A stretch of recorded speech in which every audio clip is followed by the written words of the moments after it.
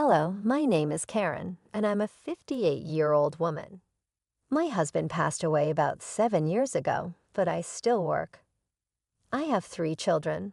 3 live in different states across the country, each with their own families. I'm very lucky to have such a big family. One of my children, Zachary, still lives in our hometown. He met his wife, Sarah, at the local community college. I liked her, and though I didn't think my opinion was very important, I was happy if Zachary was happy. They got married quickly and continued their education in their chosen fields. After getting good jobs and saving some money, they decided to have a child. I was thrilled to have another grandchild to spoil, but Sarah was particular about when I could visit and for how long. This was understandable in William's first year, but it seemed strange even when he was 6. However, I accepted it because every family is different. Before I knew it, 14 years had passed, and because I wasn't allowed much time with William, we didn't form a strong bond. We both loved books, so I always brought him some when I visited. One day, while I was at work, William called me, which was unusual since we rarely talked outside of family gatherings. I tried to connect with him as I had with my other grandchildren, but he always seemed distant. "Grandma, are you free to talk?" "Yes, honey, any time for you." "Is everything okay?" "No." "Why are you crying? Did you get hurt? Is there anyone at home who can help you?" "Mom and Dad are here." "But do you need me to call them for you?" "No, I called you because I need your help." "What can I help you with, dear?" "I need you to save me, Grandma." "William, what do you mean?" "Don't laugh." "I'm sorry, Grandma, that wasn't what I was expecting to say. I'm not joking. If you can't help me, I'll find another way." "No, wait. I'm sorry for laughing. Now can you explain what you mean by save me?" "I need you to save me from my devil mother." "Devil mother? What do you mean?" "She's not as sweet and nice as she seems. She is really mean to me when no one's around." "Oh no, I hear someone coming. I have to go. Please don't tell them I called. Bye." I was confused and worried. As far as I knew, Sarah was very kind. How could William say she was a devil? I didn't believe him at first because it seemed like he might be upset with Sarah for possibly punishing him. Both Sarah and Zachary had told me William was quite a tricky child, but something inside me felt that William was serious. When I got home, I couldn't stop thinking about the call. It was strange for William to do that. I thought about it for a few days, but still felt uneasy, so I decided to buy a hidden camera. I felt bad for spying on my son's family, but I told myself I was doing it because William asked for help.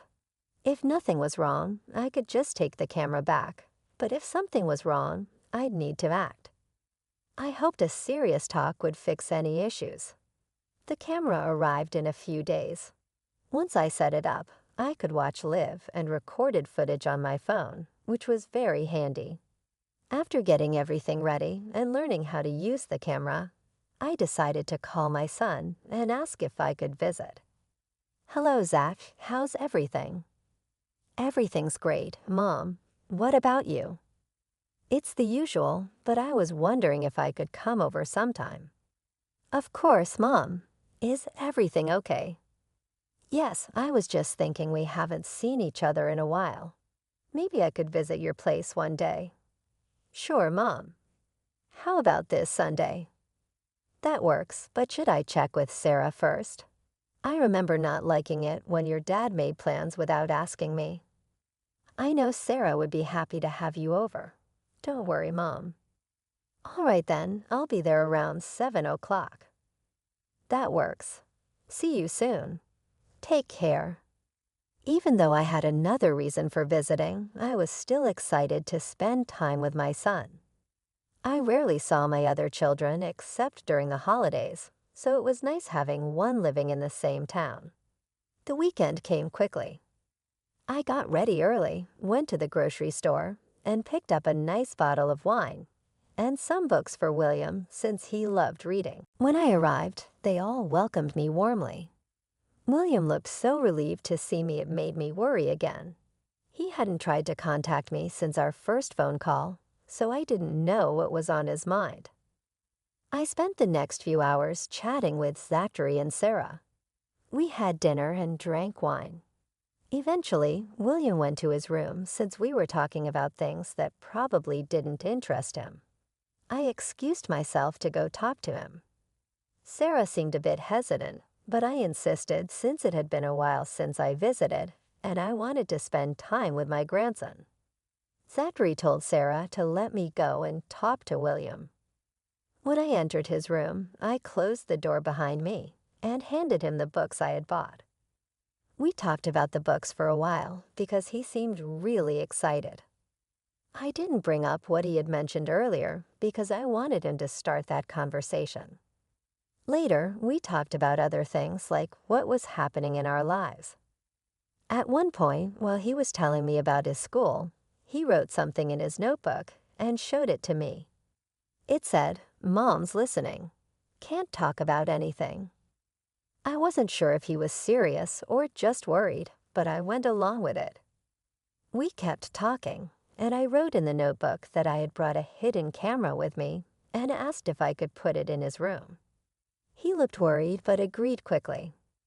I found a good spot in the room to place the camera where it could see well.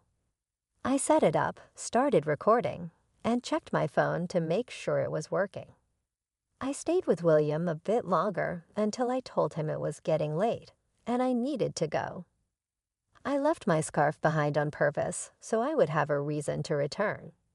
After I said that, I heard quick footsteps moving away from the door, which made me wonder if William was really in trouble. I didn't think much about it at that moment and hugged William goodbye. I went downstairs, said goodbye to Zachary and Sarah, and left. Back home, I was tired that night, but checked the camera when I got home. I stayed up for an hour to read and kept an eye on the footage. The only thing that happened was my son walking into William's room and asking what we had talked about. William told him. Eventually, I fell asleep. The next morning, I was in a hurry and didn't check the cameras. I only looked at the footage after I knew William would be back from school. Again, not much happened, and I started to wonder if William might have been making it up. I decided to wait one more day, and if I didn't see anything suspicious, I planned to visit when Zachary and Sarah weren't home and ask William to return the camera. However, that night, as I watched the footage while reading, I discovered what William had been trying to tell me. I saw Sarah enter his room with a stick, followed by Zachary. I quickly unmuted the video. I listened as Sarah asked William to recount his entire day in great detail. Every time he hesitated or stuttered, she would sharply question if he was lying. If she thought he was lying, she would make him hold out his hands and hit his knuckles 2 or 4 times. I watched in horror as she hit him more and more often. William was crying, and Zachary just stood there watching. I was shocked and upset by what I saw.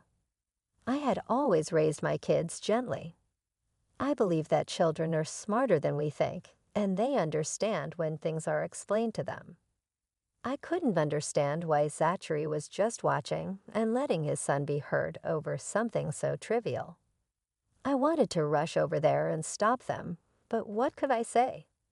They would find it strange that I returned just a day after my last visit. I remembered leaving my scarf there, which I could have used as an excuse to see William again, so I picked up my phone and called Zachary. "Hey, Mom, is everything okay?" "Yes, no worries. I hope I'm not bothering you." "No, Sarah and I were just putting William to bed."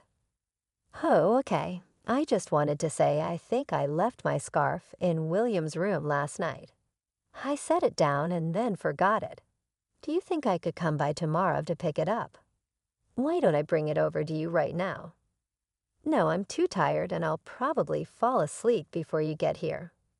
I had a long day at work and can barely hold up the phone. All right then, why don't you come by in the evening? I can't come then.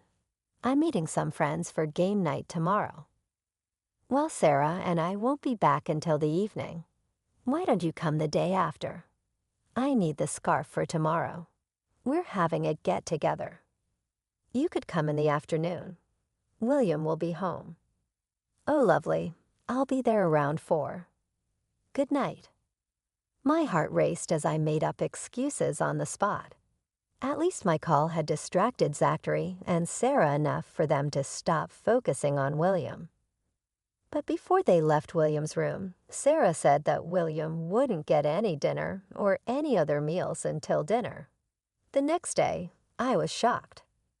The next day, I took off from work and prepared myself to talk to William. I was sure he wouldn't want to continue living there, but I needed to hear it from him. Before going to Zach's house, I picked up some food for both of us. When I got there, William looked like he was about to faint. He seemed weak and hungry.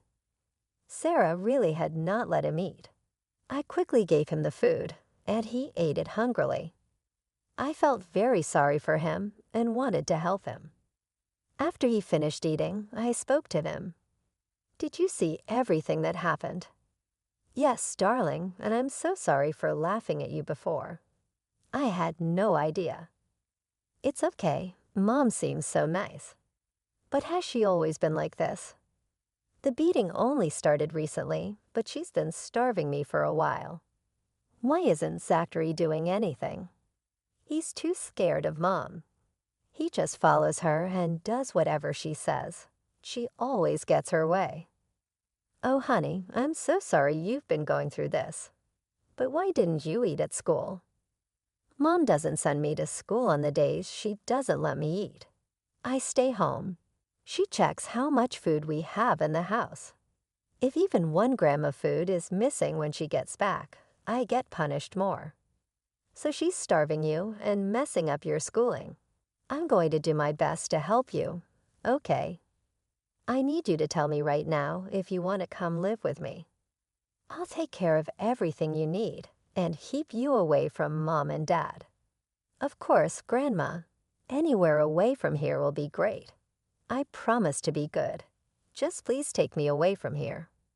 "I promise I will, darling, but it will take some time. Do you think you can handle staying here a little while longer?" "Yeah, I can. I've been living here for 14 years, so I can wait a bit more." I carefully removed all the wrappers and made sure there was no trace of food. I didn't want Sarah to make things worse for William. I helped William clean up any crumbs and double-checked to make sure we left the place just as it had been. I went back home and called Zachary to let him know I had gotten my scarf back and thanked him for being cooperative. Next, I contacted a friend who works in family law. I explained my situation, and he said that fighting for custody of William would be hard and long.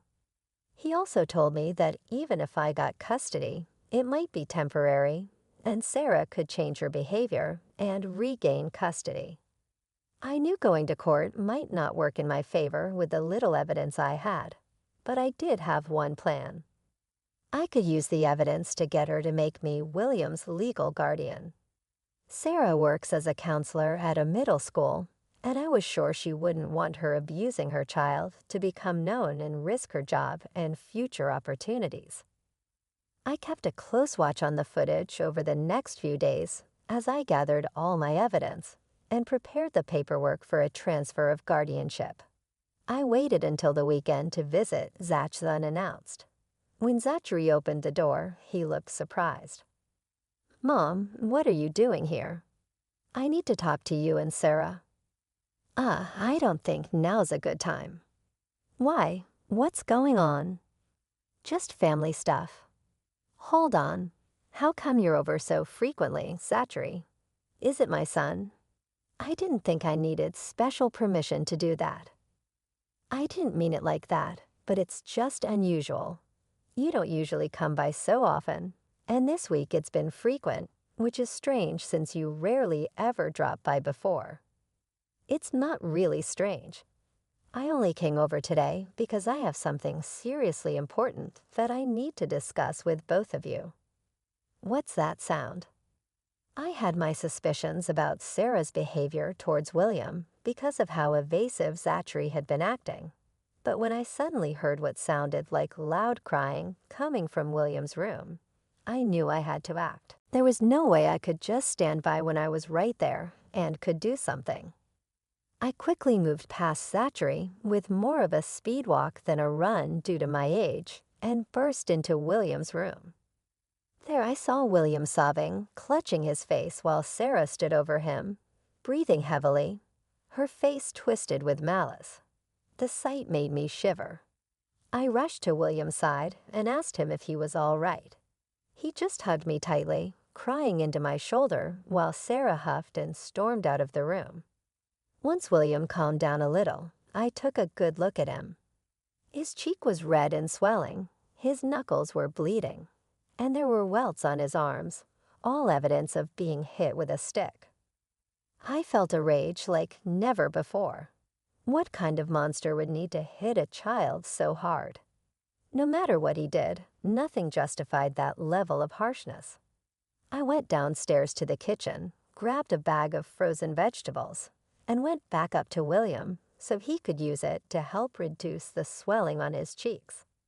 Once I made sure he was somewhat okay, I told him that we would be leaving for my place immediately and asked him to pack as many of his belongings as he could. Then I walked back down to confront both Sarah and Zachary. Sarah looked furious, and Zachary seemed like he wanted to be anywhere but there. "How dare you just barge into our home like that?" Sarah challenged. "Isn't it a good thing that I did? You were hitting your child, for crying out loud," I countered, my voice firm. "What I do in my family is none of your business," she snapped back. "Your child is my grandson, and he is a part of my family too. You're hurting him, and I can't let that go on," I asserted, standing my ground. "He may be your grandson, but you don't live with him. You don't know how he behaves. I'm just disciplining him." Sarah defended her actions, but her justification fell flat. "It doesn't matter if he's being difficult. He's a child, and there are so many other ways to handle discipline other than hitting. You, of all people, should understand." I insisted, my voice laced with both anger and disappointment. "I don't believe in any of that gentle parenting stuff. Leave me and my family alone, got it? I'm afraid I can't do that." "What do you mean?" I handed Sarah the papers she needed to sign to transfer guardianship rights to me.